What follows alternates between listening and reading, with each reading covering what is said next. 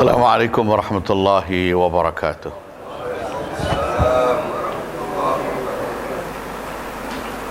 Tuan-tuan, puan-puan, haji-haji, hajah-hajah, bakal-bakal mayat yang dirahmati Allah.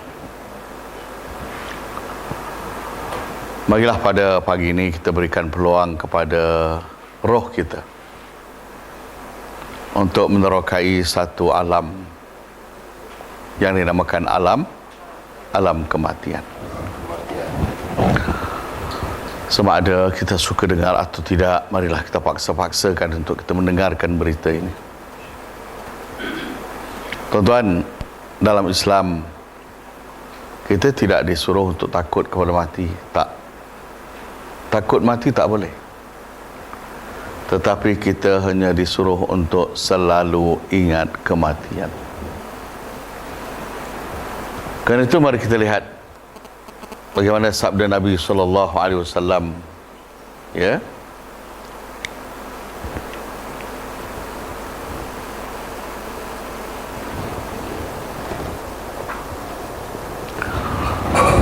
Seorang Ansar bertanya kepada Nabi SAW, "Ya Nabi Allah, siapakah orang yang paling cerdik dan orang paling teguh imannya?" Maka Nabi menjawab, "Aktsaruhum dzikran lil maut wa aktsaruhum isti'dadan lil maut. Ulaikal akyas." Mereka lah orang yang banyak ingat mati dan bersedia untuknya, maka mereka itulah orang yang cerdik.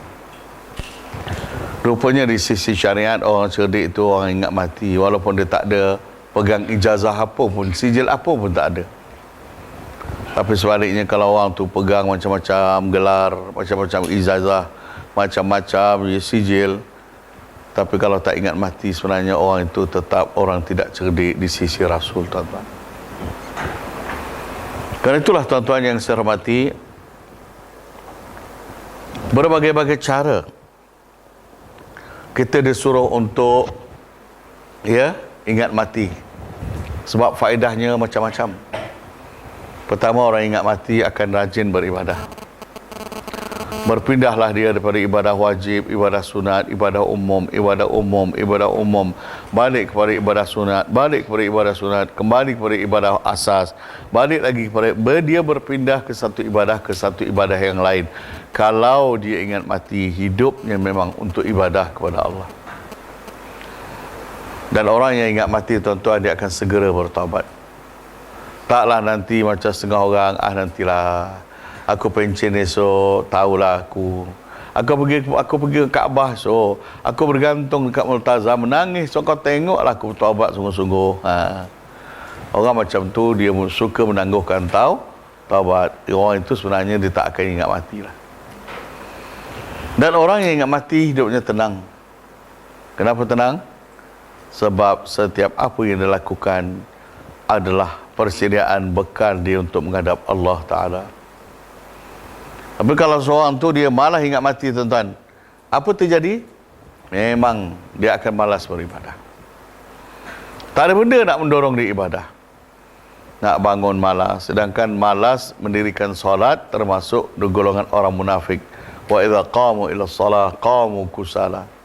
Orang munafik itu apabila nak berdiri menuju kepada solat, dia berdiri dalam keadaan bermalas-malas. Dan orang yang lupakan mati, dia suka menangguhkan taubat. Dan hidupnya resah gelisah, tak tentu arah. Kenapa? Hati kecilnya bertarung dengan nafsunya. Nafsu kata, alah, apa nak ingat-ingat mati ni, enjoy dulu. Tu suplemen makan macam-macam, tak matilah, tak mati. Hati kecil kata, engkau bila-bila boleh mati. Apa persediaanmu? Maka bertarunglah antara nafsu dan hati. Itu yang menjadikan kita resah dan gelisah, tuan-tuan.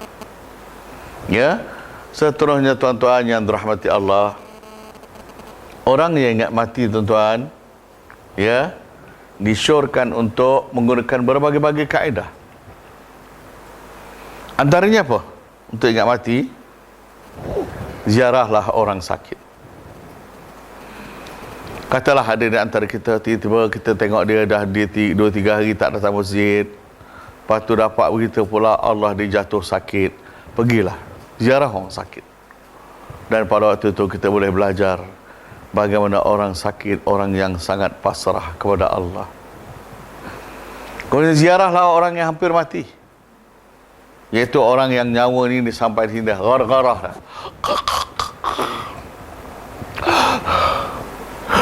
Kan gitu? Pergilah ziarah. Sebab kita akan insaf dengan melihat orang yang hampir kepada kematian. Kemudian tuan-tuan, menguruskan jenazah pun boleh bantu kita untuk kita ingat mati, tuan-tuan. Tuan-tuan yang saya kasihi, katalah saya nak tanya tuan-tuan ya, katalah saya meninggal. Siapa yang paling afdal, paling utama untuk menguruskan jenazah saya? Memandi, mengkafankan siapa? Ya? Baik. Terima kasih.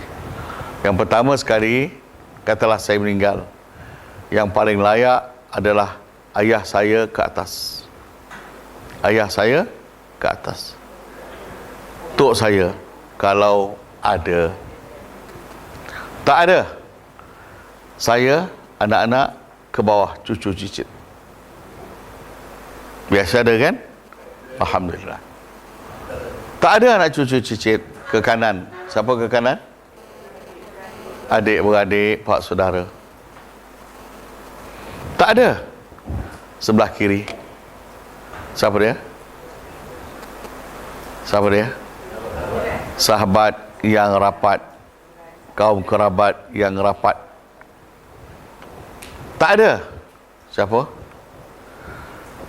Barulah dia lantik tukang mandi, sama ada yang dilantik oleh EJK ataupun memang ada orang yang menguruskan. Katalah tak ada juga, maka diharuskan isteri saya menguruskan jenazah saya. Karena itulah tuan-tuan, anak-anak kita ni kena ajar, tuan-tuan. Kena ajar anak-anak kita ni macam mana nak menyelesaikan masalah kita nanti selepas kita mati ataupun sebelum kita mati lagi. Dan kerana kita tercungap-cungap nak buat apa, kena ajar. Kemudian beritahu anak kita surat hospital semua letak dekat kepala ayah. Kenapa surat-surat hospital letak di sebelah kepala ayah? Andai berlaku kematian, silap sekali, jangan report polis, jangan report polis. Yang pertama sekali bila kita meninggal, tolong lapor ke pihak hospital dulu. Itu dia. Bila dah lapor pihak hospital datang mengesahkan kematian kita, surat sah kematian barulah dibawa ke balai polis. InsyaAllah cepat pengurusan. Kalau terus ke balai polis tak ada surat, maka dia akan mengambil masa yang lama. Mungkin jenazah kita kena postmortem. Ingat tu, step-step tu kena ajar. Kemudian lepas kita meninggal, nak buat apa dengan gigi palsu kita, dengan cincin yang kita pakai, nak buat apa menghadapkan kiblat, tukar pakaian, semua nak diajar supaya tidaklah nanti jenazah kita tunggu lama, nak nunggu orang yang mampu baru dah tanggal baju kita daripada tubuh kita tu. Allah sedih. Baik, kemudian menghantar jenazah ke kubur. Tuan-tuan, dalam Islam hari mati, kematian adalah hari besar, tuan-tuan.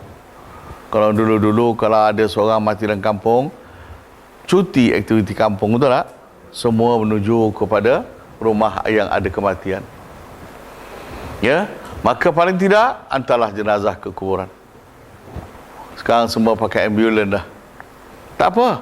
Tapi yang penting lihat bagaimana jenazah diturunkan ke liang lahat. Dan seterusnya kita disuruh buat wasiat iman. Ya, supaya waktu kita meninggal esok, pesan anak-anak kita, cucu kita buat apa. Begitu. Itu kalau menurut hadis. Kalau menurut para ulama, pertama sekali kita disuruh untuk siapkan set kain kafan. Siap apa, tuan-tuan? Set kain kafan. Baik, saya tanyalah tuan-tuan, siapa yang dah siapkan kain kafan untuk diri sendiri, angkat tangan. Belum lagi. Tuan-tuan, tolong ya. Tolong ya. Beli set kain kafan dan letakkan di hujung almari. Ya. Baik. Katalah masjid dah sediakan, kita beritahu kepada anak-anak, ayah beli kain kafan ni bukan apa. Ayah nak letak dalam almari supaya nanti bila ayah nak berpakaian, kalau ayah nak berpakaian rasa-rasa nak riak-riak sikit, ayah tengok kain kafan. Inilah pakaianku yang sebenarnya. Waktu nak pakai nak nunjuk-nunjuk kat orang, Allah tengok balik kain kafan. Oh, itu tujuannya. Nanti beritahu anak-anak pula, walaupun ayah dicarum setahun sekali khairat kematian, tak apalah. Kain kafan yang ayah beli daripada duit ayah sendiri, inilah yang akan membalut tubuh ayah. Yang lain tu biarlah, bagilah kepada orang lain. Sebab gitulah. Ya, baik. Kemudian tuan-tuan, masuk ke dalam kubur dan berbaring di liang lahat. Siapa ada pengalaman masuk ke dalam berbaring di liang lahat? Orang dulu-dulu, kalau tuan-tuan biasa pergi ke Gombak, sebuah masjid namanya Masjid Sungai Cincin. Di situ adanya pondok lama yang punya pondok itu Syekh Muhammad Nur Al-Khalidi. Dah 100 berapa belas tahun dah. Masjid Sungai Cincin itu antara masjid lama sekarang. Dalam masjid itu masih ada yang dikatakan kuburan di tepi mihrab masjid. Syekh Muhammad Nur ni, waktu dia rasa hati dia keras, maka dia akan pesan murid dia, wahai muridku, ya, aku nak berbaring dalam liang lahat, kau tutuplah untuk beberapa jam di atas. Tutuplah. Nanti aku ketuk, kau buka.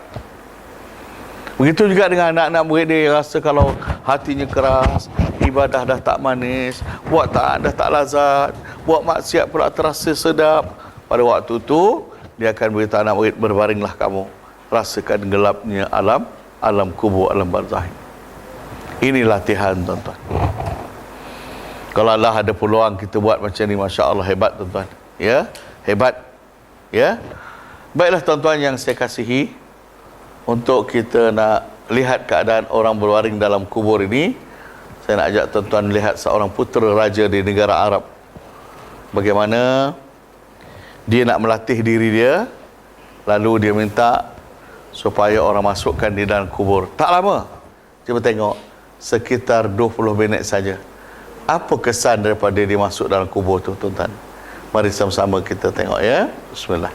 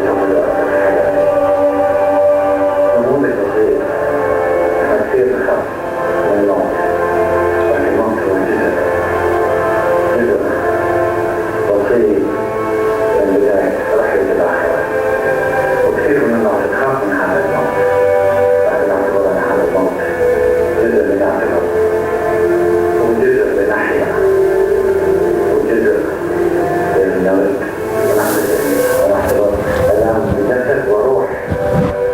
الله أعطاني فرصة ثانية في جسدي وروحي، أرجع مرة ثانية وأعمل وأزرع وأحسن وأعمل إلى آخر لحظة أن تكون جهد ربي وفي ملائكة تستني الروح بدون جسد، والآن عندي روح، عندي جسد، عندي كثير بإذن الله. سوف أغير، ممكن تكون دقائق، ممكن تكون أيام، ممكن تكون سنوات، لكن بإذن الله سوف أغير.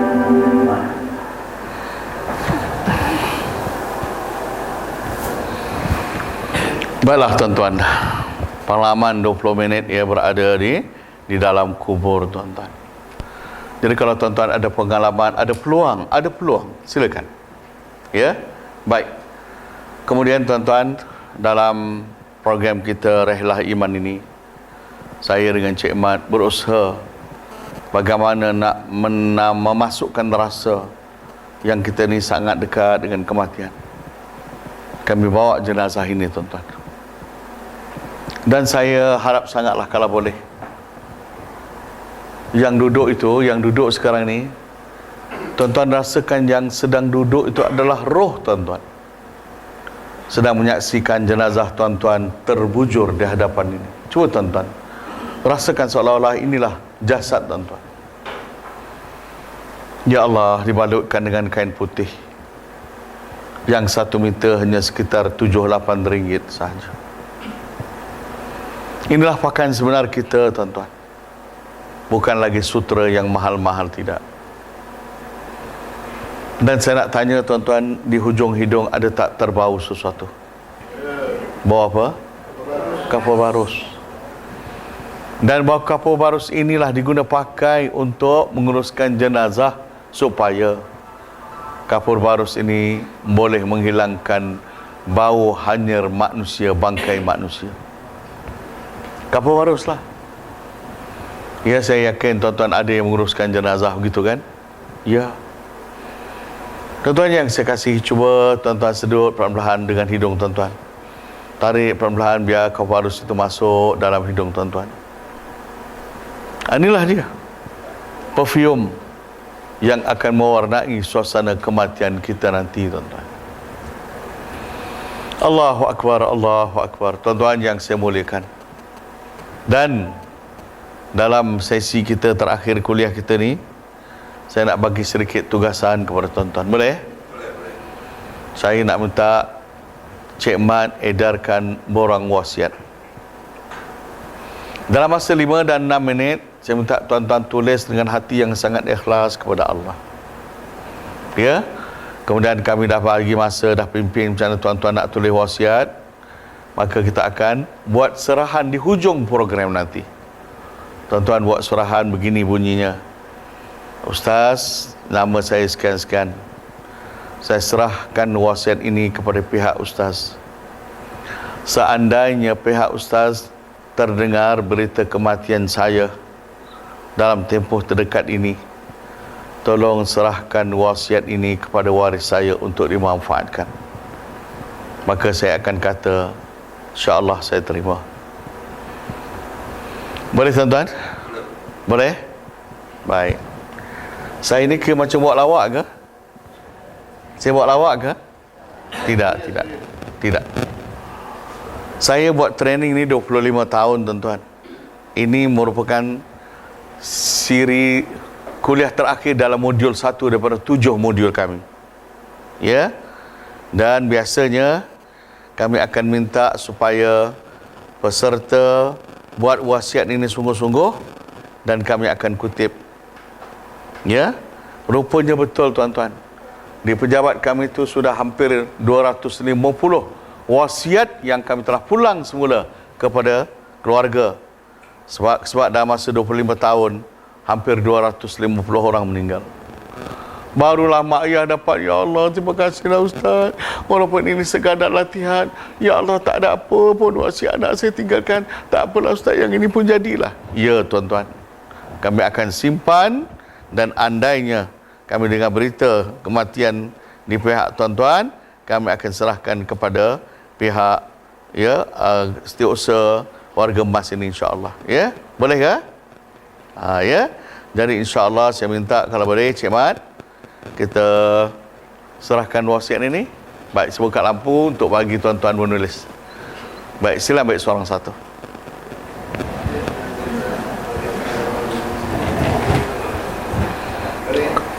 Saya akan pandu nanti macam mana nak tulis.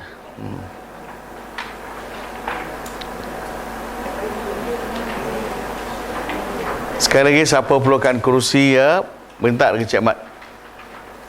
Sebab duduk lama ni memanglah pinggang tertangkap kan. Baik, bagi seorang satu.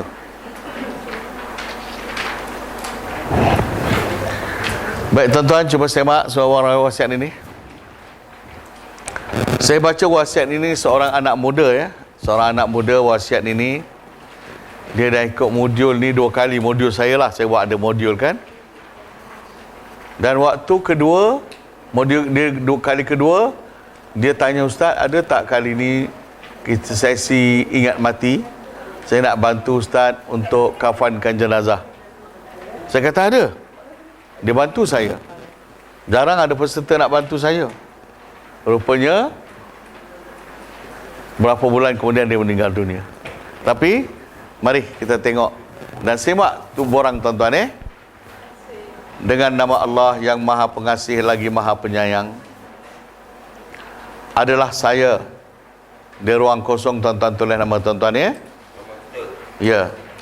Seorang hamba Allah yang akan menemui noktah akhir di kehidupan ini sebentar lagi, ingin menyampaikan pesanan, harapan dan wasiat ini kepada siapa yang tuan-tuan rasa boleh laksanakan wasiat ini. Ya. Kalau Khairul Ziyad ni ditulis kepada ayahandaku. Ditulis ayahanda. Kalau mungkin tuan-tuan anak anda ke, sebut nama dia, isteri ke, okey. Dengan harapan semoga ianya dapat dilaksanakan.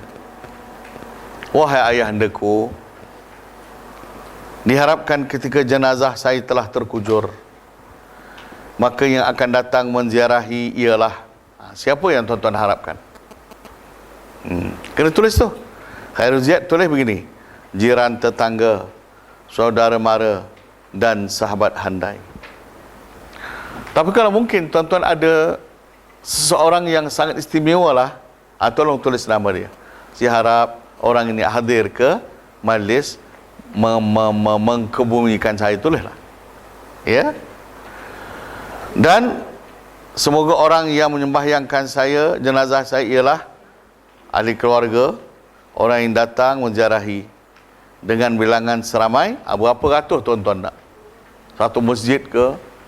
Khairul Ziyad ditulis 100 orang. Tapi waktu dia meninggal dunia di Sejangkang, Masjid Sejangkang, saya datang pada waktu tu, ya Allah, satu masjid 600 orang datang sembahyangkan dia. Rupanya seorang budak yang istimewa lah dia. Dia seorang pegawai di Bank Rakyat Cawangan Banting. Wahai ayahandaku, berikanlah persaksian yang baik terhadap jenazah saya. Himpunkanlah doa yang suci dari keluarga, jiran, sahabat dan semuanya untuk keselamatan kelana saya yang sebenarnya selepas ini. Sememangnya tiadalah bentuk kematian yang saya harap melainkan. Tuan-tuan nak mati dalam keadaan macam mana? Mati sedang sujud ke? Mati sedang zikir ke? Ya, kena ada tu. Jadi Khairul Ziyad tulis begini: melainkan mati dalam keadaan suci, bersih dari dosa-dosa dan noda, ingin benar bertemu dengan Allah. Ditulis macam tu. Pemuda 28 tahun. Wahai ayahandaku, inilah wasiat saya. Tanyakanlah kepada hadirin yang hadir dan kemudian jiran tetangga, saudara mara, sahabat handai tentang hutang-hutang saya masih belum selesai. Andainya saya ada berhutang suatu dengan mereka, lunaskanlah dengan harta dan yang saya tinggalkan. uruskanlah harta selebihnya mengikut syariat agama. Ayah andaku, ampunkanlah juga kesalahan anak anda, agar anak anda tenang dalam perjalanan ke sana. Sekian, semoga Allah membalas jasa baikmu kerana menunaikan pesanan dan wasiat ini. Ampun maaf dipohon, halalkan makan dan minum serta segalanya. Doakan agar rohku tenang di barzah nanti. Amin. Tarikh 5 hari bulan 11 tahun 2000. 5 hari bulan 11 tahun 2000. Dia meninggal 21 Januari tahun 2001. Ya, baik. Jadi tuan-tuan, dengan hati yang ikhlas, masa yang singkat, tuan-tuan tulislah. InsyaAllah kita akan sambung sikit tazkirah kita sebelum kita buat penyerahan. Boleh? Baik. Bismillah tuan-tuan. Ya. Yang bawah bahagian bawah. Tak, itu sendirilah itu. Itu contoh je. Tuan-tuan isilah. Ya. Baik, bismillah. Ini latihan tuan-tuan ya. Latihan ini, surat ini tak sah diperlakukan di amanah raya, tak.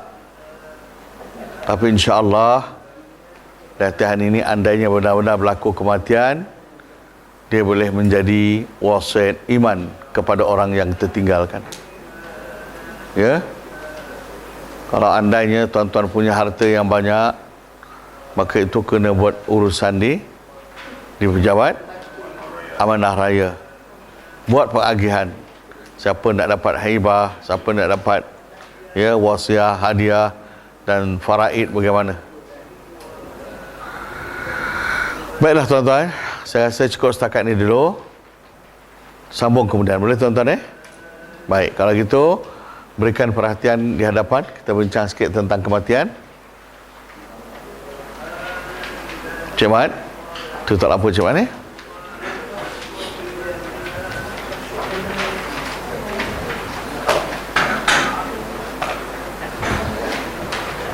Tuan-tuan yang saya hormati, memulakan perbincangan tentang kematian, Allah Subhanahu wa taala berfirman, a'udzubillahi minasyaitonir rajim. Kullu nafsin dha'iqatul maut.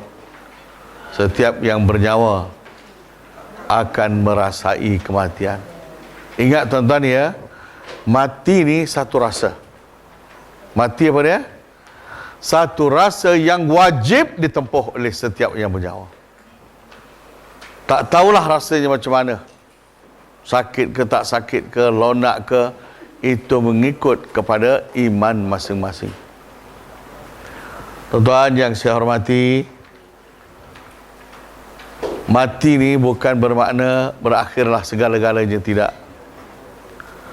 Mati bukan bermakna segala episod duka lara kehidupan berakhir. Oh, tidak.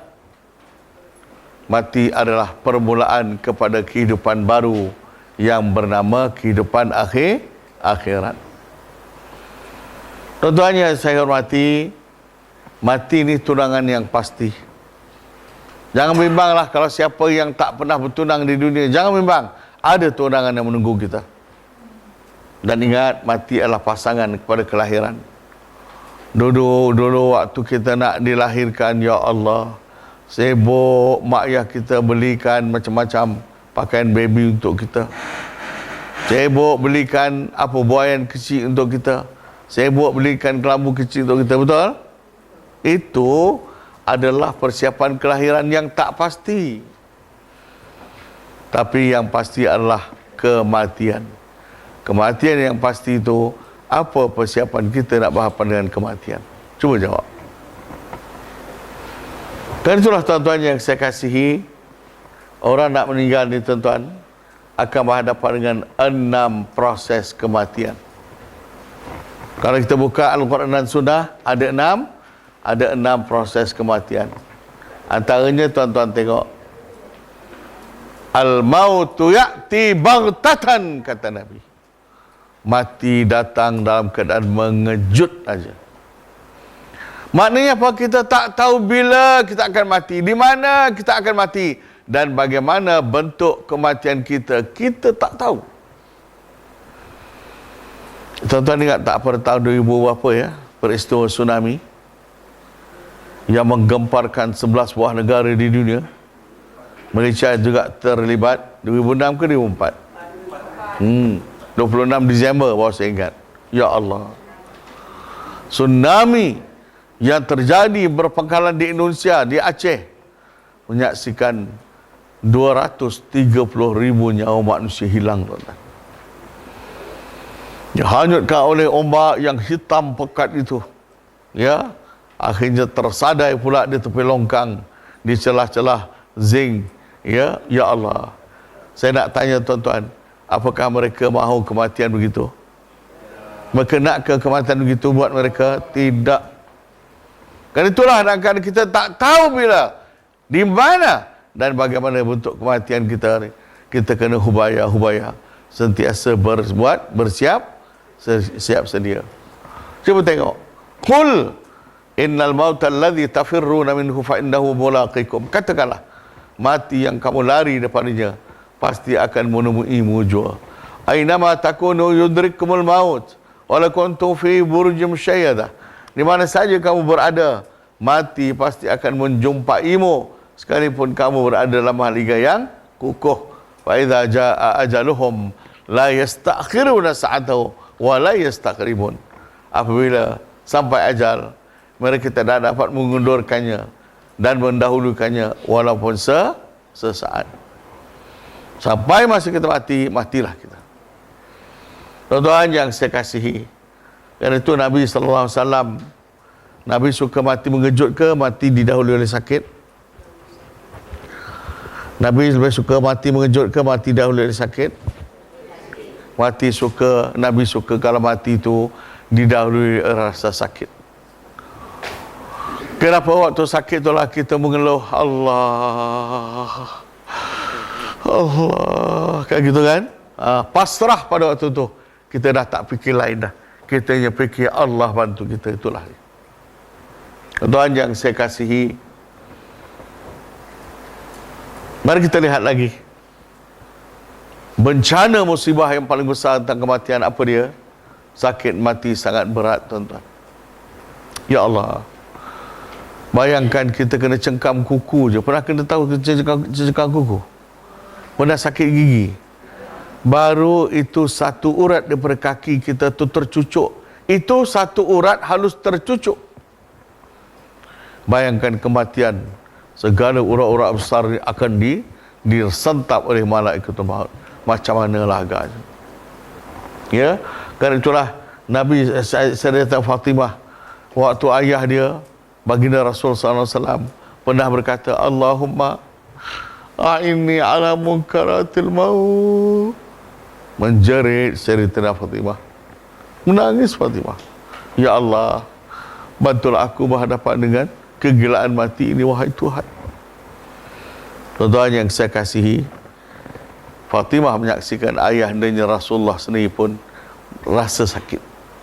Kerana itu bila sahabat lepas daripada menguruskan jenazah Nabi, ramai datang, wahai Aisyah, wahai Fatimah, kami dengar waktu ayahanda Rasulullah ada di dalam, kami dengar sekali kau menangis, kau menjerit, wahai Fatimah, kenapa? Sehingga Fatimah kata apa? Aku sejak daripada itulah, aku tak percaya kalau andai ada orang berkata begitu mudahnya mati, aku tak percaya. Tuan-tuan yang saya kasihi, cuba lihat ya, bagaimana Allah Subhanahu wa taala berfirman, kalla idza balagatit taraqi wa qila man wa dhanna al-firaq wal tafatis saq bis-saq, kata Allah. Dan ingatlah bila roh dah sampai di kerongkong, ditanya malaikat, siapa yang boleh menyembuhkan kamu daripada kesakitan ini? Siapa? Waktu itu orang nak hampir mati, terasa bahawa dia akan mati, maka bersilanglah betis dengan betis. Kerana itu orang yang dah dalam keadaan itu, sakarat, sedang bergelut dengan kematian, kaki itu tegang. Kenapa? Berbelit betis dengan betis, maknanya menahan kesakitan. Tuan-tuan tahu tak, biasanya kalau kita berbaring, di belakang pinggang kita ni ada ruang. Tahu tak? Kan ada ruang kan? Andainya kita nak tahu seorang tu dia sedang sakit, tiba-tiba dia tak bergerak, mati belum? Salah satu daripada tanda kita nak tahu dia meninggal, masukkan tangan kita di bawah pinggang dia. Kalau tak boleh masuk, tak ada ruang, menunjukkan dia sedang menahan sakaratul maut. Sakitnya sakaratul maut tu tegang segala urat sampai rapat ke bumi. Itu menahan kesakitan. Gitu. Allahu Akbar, tuan-tuan yang saya kasihi. Dan itulah tuan-tuan, Allah juga, ya, Nabi sallallahu alaihi wasallam bersabda, wahya qadru 300 darbatin bisayf. Kesakitan mati itu umpama 300 tetakan pedang kena pada satu tubuh manusia. Ya Allah, kita potong bawang, tolong isteri kita nak buat goreng pisang, goreng cekodok ni, tiba-tiba terkena hujung jari kita, mengaduh kita. Ya Allah, darah mengalir, mengaduh kita. Itu baru satu urat halus terkena pisau. Ini ya Allah, malaikat maut cabut dengan cara yang paling kasar sekali. Itulah tuan-tuan yang saya kasihi, Nabi Allah Daud pernah berkata, sakit mati ini umpama seekor kambing yang sedang makan di padang ragut. Tiba-tiba datang seorang lelaki melapah kulit kambing itu hidup-hidup. Kulit kambing, bukan bulu kambing. Kulit kambing itu dilapah. Bayangkan mengeletiknya kambing itu. Sakit nak mati, tuan-tuan. Allahu Akbar, tuan-tuan yang saya hormati. Namun tuan-tuan, ada juga berita gembira. Fa amma in kana minal muqarrabin farauhu wa raihanu wa jannatu na'im. Amin ya Allah. Adapun orang yang dekat dengan Allah, kematian buatnya adalah satu kelegaan, dan bau jannatu na'im itu dihantar ke hidungnya. Jadi orang saleh ni tuan-tuan, kalau kita nak tengok dia meninggal dengan keadaan baik, hidungnya kadang-kadang begini. Dalam dia tarik nafasnya. Kenapa? Allah izinkan dia menikmati bau syurga jannatun na'im. Allah warzuqna ya Rabb. Ya? Tuan-tuan yang saya hormati, ini antara beratnya sakit kematian, tuan-tuan. Seterusnya, orang yang nak meninggal akan dapat melihat malaikatul maut, tuan-tuan. Malaikat maut ni dia datang ikut kita. Kalau kita ni kuat iman, malaikat maut akan datang dengan wajah yang sangat cantik, bau yang terlalu harum, dan tugasannya yang sangat lembut kepada orang itu, kekasih Allah itu. Itu pada malaikat maut, dia ambil dengan nyawa yang sangat lunak, tetapi tetap menyakitkan kita. Sebaliknya orang yang derhaka, orang yang zalim kepada Allah, malaikat maut cabut dengan nyawa yang sangat keras, tuan-tuan. Lantaran keras itulah kadang-kadang setengah orang, ampun maaf, kita talkinkan ke telinga dia, la ilaha illallah, la ilaha illallah. Dia tak dengar, tuan-tuan. Kenapa? Pada waktu tu dia sibuk melayan betapa sakitnya sakaratul maut itu. Kadang-kadang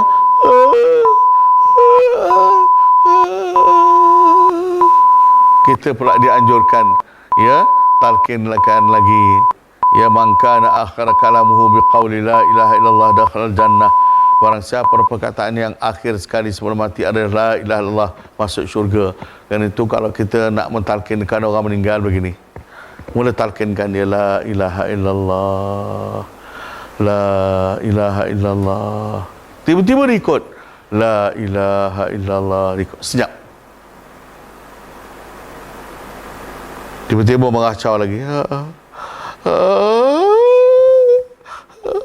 talkin balik, la ilaha illallah. Kita tak nak akhir perkataan dia sebelum meninggal tu mengacau dia tu. Talkinkan dengan la ilaha illallah. Faham tak ni? Yes. Paling tidak tuan-tuan, kalau kita tak boleh nak ikut sangat, sebut Allah. Tak perlu Muhammad Rasulullah lah waktu ini, tak perlu lah. Ya, tuan-tuan yang saya kasih, jadi begitulah. Ya, tapi jadi kesakitan waktu malaikat maut cabut nyawa itu, di-cover dengan dapat melihat wajah malaikat maut yang sangat indah, sangat cantik itu. Di-cover dengan bau harum malaikat maut yang sangat menyenangkan. Itulah terubat sedikit kesakitan. Seterusnya tuan-tuan, orang nak meninggal dunia akan didapat melihat, ya, yang keempat, dia mendengar puji-pujian atau kutukan malaikat kiraman katibin. Yang duduk sebelah kita ni malaikat apa? Raqibun atid ataupun kiraman katibin. Malaikat ni tuan-tuan, ya Allah, ke mana kita pergi? Dia akan teman kita, dia akan catat, hamba-Ku sedang qiyamul lail jam 5.10 pagi tadi. Hamba-Ku menangis di sisi doa bersama-sama dengan imam. Hamba-Ku pagi tadi membesarkan Tuhan di tepi sungai. Malaikat. Tapi waktu kalau kita melakukan dosa, andainya kita pergi berzina, malaikat memalingkan wajahnya, tak sanggup melihat tuannya melakukan zina. Tapi ingat waktu kematian, inilah malaikat yang akan datang duduk sebelah kita. Apa kata? Dia kata pada Tuhan yang baik, wahai roh yang suci, keluarlah kamu kepada keampunan Tuhanmu, kepada syurga yang telah dibuka untukmu. Wahai kekasih Allah, keluarlah dengan damai, keluarlah dengan tenang. Waktu tu kita yang meninggal ni rasa tenang. Sebab apa? Dipuji-puji oleh malaikat kiraman katibin. Tapi kalau kita ni ahli derhaka, orang zalim, ya Allah, orang berdosa, pendosa, waktu tu Allah apa kata malaikat? Ukhruji ayyuhas sayyi'atu ilan nar. Keluarlah kamu wahai roh yang keji, keluar kamu kepada neraka Tuhan. Tuan-tuan, itu yang kita waktu orang talqin tak dengar dah. Kenapa? Duk dengar ni kutukan malaikat kiraman katibin ni dengar kita ni. Sibuk sangat pada waktu tu tuan-tuan.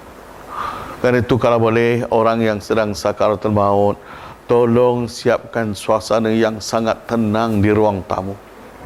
Jangan letak dalam bilik yang sempit, jangan digelapkan, letak di ruang tamu, harumkan ruang tamu, bersihkan ruang tamu, kursi-kursi, sofa-sofa keluarkan, dan kalau boleh pasanglah Al-Quran suruh anak-anak cucu baca Al-Quran, biar hening berasa. Waktu tu orang yang datang, wanita datang haid pun kalau boleh elakkan daripada datang ke majlis itu. Tuan-tuan yang saya kasihi, seterusnya orang nak meninggal yang kelima dapat melihat tempat-tempat tinggal di akhirat. Fakashafna anka ghita'ak fabasaruka al-yawma hadid. Kami singkap suatu pandangan yang selama ini menutup pandangan kamu, dan pada waktu itu bila setelah kami singkap, kamu akan dapat lihat dengan pandangan yang sangat tajam. Orang beriman akan dapat lihat syurga untuknya.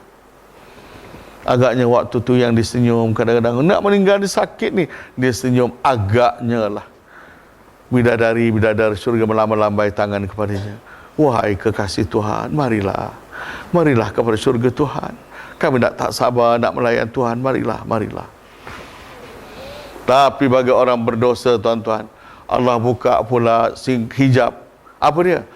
Allah nampakkan dia sedang berenang dalam lautan darah dan nanah. Tenggelam timbul. Tuan-tuan yang saya kasih, kerana itulah tuan-tuan, kena sentiasa kita ingat kematian ini. Okey. Seterusnya yang keenam. Ini sangat luar biasa. Orang nak meninggal, ini ujian yang sangat berat. Apa dia? Berhadapan dengan godaan syaitan. Syaitan ni masa kita hidup, diikut iman kita tuan-tuan. Kalau iman kita ni tinggi, dia hantarlah sayang jenis-jenis lieutenant muda, lieutenant. Tapi kalau iman kita ni kurap sangatlah di sisi Allah, haprak sangatlah iman kita, Allah dia hantar lance corporal aja. Itu mudah lintang pukang kita berhadapan dengan hidup. Betul tak? Waktu mati, apa kata Raja Iblis? Wahai syaitan, kamu lihat. Biar aku sendiri berhadapan dengan lelaki. Pada waktu itu Raja Iblis kata, wahai pengikut-pengikutku di kalangan orang-orang kananku, mari kita rosakkan lelaki ini. Buat tipuan yang berbagai-bagai. Maka berbagai-bagai tipuan syaitan buat. Ada antaranya apa? Digambarkan harta kita. Ni kita nak mati dah ni. Kita sudah berhadapan dengan sakarat. Masih lagi digambarkan banglo besar kita yang tinggal 10% lagi nak siap. Akhirnya dikata apa? Wahai Tuan, ni banglo ni siapa nak duduk ni? Itulah dulu kamu buat, kamu tak fikir. Bila kamu mati, siap je isteri kamu kahwin dengan lelaki lain duduk rumah kamu. Untuk apa? Dia nak kacaukan hati kita. Kemudian datang pula orang kita sayang. Siapa orang sayang? Anak ke? Isteri ke? Sedangkan isteri kita sebenarnya elok sangat duduk sebelah baca Quran, tapi digambarkan isteri kita dalam keadaan tarik baju, tarik rambut, duduk tepi jalan. Kenapa abang tinggalkan saya? Dia nak main kita punya perasaan. Datang orang kita benci, siapa dia? Yalah. Karena itu saya pesan tuan-tuan ni, dalam hidup tolong jangan membenci orang beriman. Sebab itu nanti digunakan oleh syaitan saat nak merosakkan kita. Datang wajah ibu. Ni datang wajah ibu. Siapa? Biasanya datang wajah ibu ni untuk orang yang tidak menjaga solatnya. Waktu nak meninggal ni tuan-tuan, kehausan, ya Allah sangat haus. Lebih lagi orang tinggalkan solat. Sehingga dikatakan andainya orang tinggalkan solat tu, waktu nak dapat kematian, tuang air laut sebanyak 7 lautan. Tak akan hilang haus. Tiba-tiba mak kita ni syaitan yang menggambarkan mak kita ni, ya, dia bawa susu nak. Ibu kesian dengan kamu haus, ambil susu ni nak, minumlah. Dengan syarat kau tinggal ajaran Muhammad. Jangan main. Takut kita. Ya, kemudian datang wajah guru pula. Karena itu saya pesan siapa yang berguru, sama ada guru dalam pimpinan tarikat ke apa ke, tolong jangan sampai ta'assub meluluh. Tahu ta'assub meluluh? Seolah-olah bila kita dah berguru dengan seorang, tak ada guru lain lebih baik lagi dah. Ya? Yes. Tuan-tuan ingat ya, waktu nak mati syaitan guna juga guru tu. Mungkin syaitan datang dengan wajah Tok Guru, wahai anak muridku, aku mati dulu daripada kamu. Segala ajaran-ajaran itu sebenarnya tak boleh pakai. Sebenarnya aku mau membohongi kamu. Muhammad Rasulullah tu pembohong sebenarnya. Dibuat macam-macam. Kerana itu tuan-tuan, jangan tuan-tuan, kalau sampai peringkat nak semayang, kena letak gambar Tok Guru depan tempat kita sujud. Jangan pagi tu. Ya? Baik. Tuan-tuan yang saya kasih, yang paling dahsyat sekali, syaitan juga akan gunakan la ilaha illallah itu sebagai tipuan. Ya, ini berlaku kepada beberapa ulama besar. Ditukarkan kalimah la ilaha illallah itu. Nanti ya saya baik balik.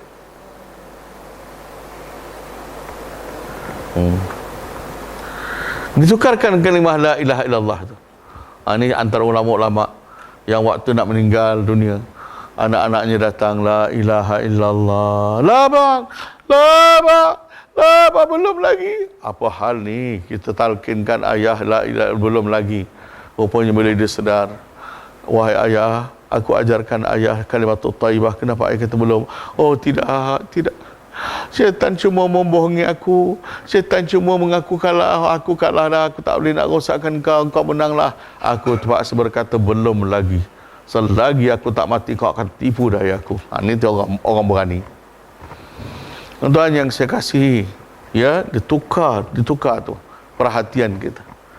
Baik tuan-tuan yang saya kasihi, inilah antara tipuan. Kerana itu ingat dalam doa sebelum kita sehabis sembahyang, selepas tahiyat, ingat wa a'udzubika min fitnatil mahya wal mamat, fitnah hidup dan mati ni. Baik, seterusnya tuan-tuan, ini tanda-tanda mati husnul khatimah. Ya Allah, dahinya berpeluh. Benda ni tuan-tuan, kalau berlaku pada seorang tu, itu tanda baik. Dah meninggal lah, dahi berpeluh lagi, lap-lap, peluh lagi dahi. Orang ini tanda yang mendapat keampunan Tuhan, tuan-tuan. Ya, kemudian keluar air mata. Waktu nak meninggal keluar air mata. Pernah tengok tak tuan-tuan? Saya pernah tengok orang yang dahi berpeluh, dan saya pernah tengok orang dah meninggal, air matanya mengalir. Orang macam ni mendapat kasih sayang Allah. Dan hidungnya kembang kepis. Sebab apa hidung kembang kepis? Tadi sebab apa? Allah izinkan hidungnya menikmati bau syurga Jannatul Na'im, tuan-tuan. Allah merzuqna ya Rabb. Dan ingat, ini antara tanda-tanda yang tak baik pula.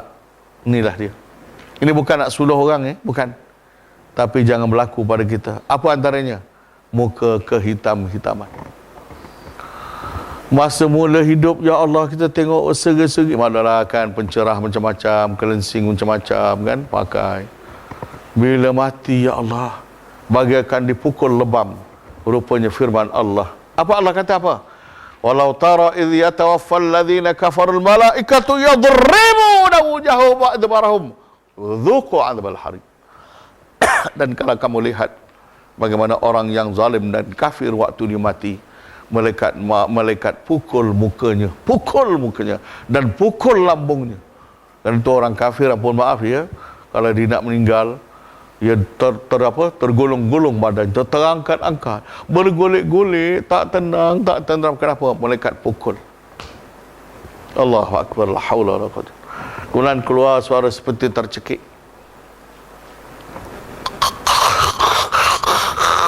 Itulah tercekik. Dan mulutnya berbuih. Kadang-kadang bukan sikit buih, menyembur sampai kena pada orang. Itu tanda orang tak dapat keampunan Tuhan. Baik, tuan-tuan yang saya kasihi, ini sebab mati su'ul khatimah, mati tak baik. Apa dia? Tak syukur dengan nikmat iman. Nama bagus dah. Nama ikut nama Nabi, isterinya ikut nama isteri Nabi, anak-anaknya ikut isteri anak Nabi, nama anak-anak Nabi. Tapi ya Allah, hidupnya jauh daripada syariat. Tak memang su'ul khatimah. Alah, mati. Senang je, asal yang ada di iman, insya-Allah masuk syurga lah. Alah, bukan susah. Nampak tak? Dia pandang remeh soal mati, su'ul khatimah ni. Kemudian tak jelas ilmu tauhid. Tak mengaji tauhid. Iman masa zaman budak-budak itulah iman dipertahankan sampai sekarang ni. Tapi alhamdulillah, bila Allah bagi masa kita umur bonus macam ni, tuan-tuan, belajarlah balik kitab-kitab tauhid. Ya, saya dengar tuan-tuan belajar kitab Matla'ul Badrin, teruskan. Lepas ni belajar kitab tentang akidah, belajar kitab tentang apa? Tauhid. Ya. Baik. Kemudian dosa dengan mak bapak. Ini satu hal lagi. Saya pun ingatkan diri saya dan tuan-tuan, kita mak bapak ni jangan berdendam dengan anak-anak lah. Kadang-kadang anak menyakitkan hati kita, betul tak? Betul tak? Kesian, jangan dendam. Maafkan ya Allah, aku maafkan anak aku. Aku tahu dia sukar untuk nak minta ampun dengan aku maafkan. Sebab kalau kita tak buat begitu, dia susah, tuan-tuan. Cuba tengok peristiwa Al-Qamah, sahabat Nabi kan? Okay. Kemudian zalim pada makhluk. Kita berhutang dengan dia, kita boleh bayar saja, tak bayar. Kita malukan dia, kita aibkan dia, ya, tak minta maaf. Ini semua boleh menjadikan kita mati su'ul khatimah. Baik, seterusnya tuan-tuan, ya, insya-Allah mati husnul khatimah, biasakanlah sedekah jariah. Hadir dalam majlis ilmu, alhamdulillah, tahniah. Tuan-tuan, kita dapat hadir majlis kita 2 hari 1 malam sini kan? Baik, berusaha didik jadi anak soleh, menjaga masa sekurang-kurang 20 jam sehari jadi ibadah.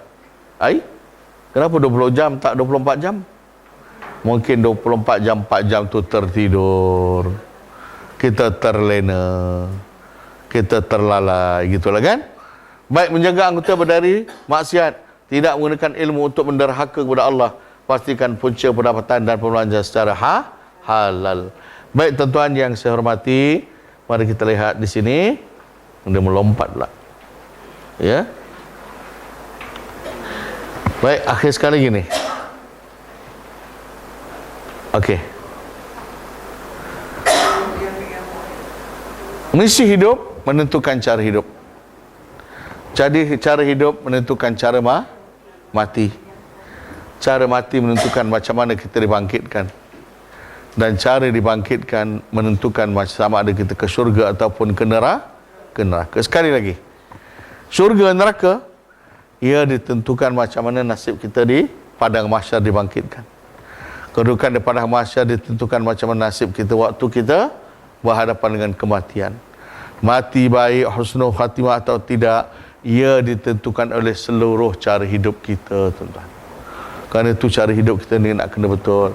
Dan cara hidup kita ditentukan oleh apa? Oleh misi hidup kita. Kalau misi hidup kita adalah untuk ibadah kepada Allah, Allah lah Tuhan kita, segala-galanya untuk Allah, maka insya-Allah kita akan selamat. Ya, tuan-tuan yang saya kasihi, marilah kita doa untuk doa akhir sekali. Ikut saya sama-sama. Allahumma khtim lana bi husnil khatimah wa la takhtim alaina bi su'il khatimah. Allahumma khtim lana bi husnil khatimah wa la takhtim alaina bi su'il khatimah. Ya Allah, ya Tuhan kami, sudahilah hidup kami ya Allah dengan kesudahan yang baik, dan jangan Engkau sudahi hidup kami ya Allah dengan kesudahan yang jahat. Walhamdulillahi Rabbil Alamin. Baiklah, sebagai penutup, mari sama-sama kita dengarkan pesanan daripada kumpulan Faiz ini, tuan-tuan ya. InsyaAllah banyak ilmu kita boleh belajar dari sini.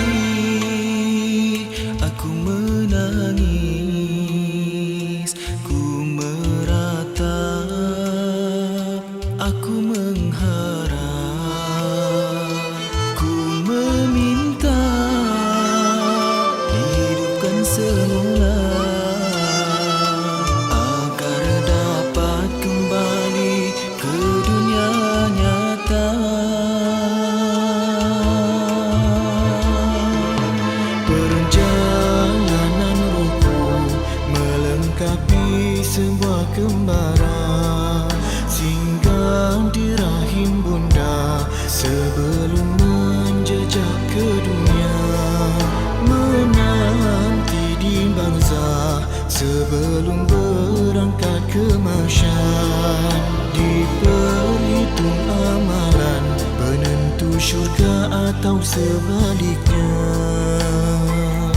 Tanah yang basah berwarna merah, semerah mawar dan juga rindu. 7 langkah pun baru berlalu, seusai talqin bernada syahdu. Tenang dan damai di pusaraku, nisan batu menjadi tubuh. Namun tak siapa pun tahu resah penantianku.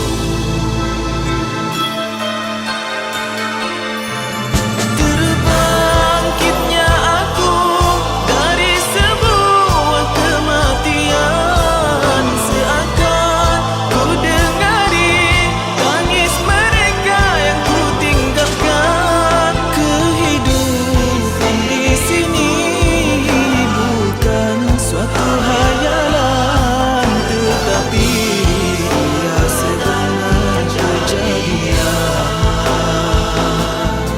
Kehidupan di sini bukan suatu hayalan, tetapi ia sebenar kejadian.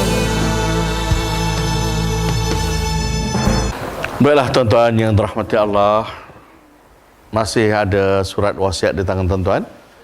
Supaya, jadi saya nak minta kita buat sesi penyerahan lah. Tak siap? Okey, tak payah dah siap. Boleh serahkan dulu. Cik Mat dengan isteri saya ada di belakang.